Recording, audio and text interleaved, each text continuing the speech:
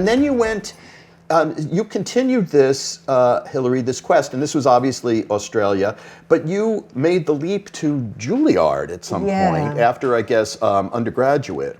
Well, actually, the undergraduate is a sort of murky area too. But yeah, so I didn't want to act. I wanted to write musicals. Actually, that was my initial fascinating passion and abiding passion.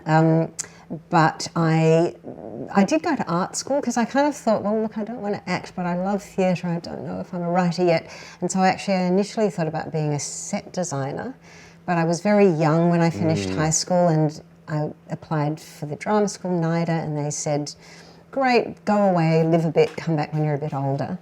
And so then I went to art school, and in the meantime there was a kind of fantastic international festival for young playwrights. It was called Interplay, and I think it's still going. It certainly continued for another 30 or so years, but this was 1988.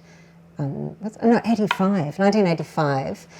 And I was accepted into this festival, and it was really extraordinary. And in fact, I billeted a young New Yorker. Her name's Nellie Reifler, and she and I became best friends. And she lived with my family. And then when I came to New York for the first time, I stayed with Nellie, and she and I have remained good friends.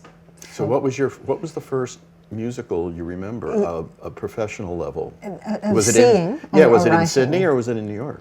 The first musical, I don't remember this, but again, when I was a baby, I was taken to see Oh, What a Lovely War. Oh, that's a wonderful piece. And apparently it made a great impression on me because I sang Littlewood. Yeah, exactly.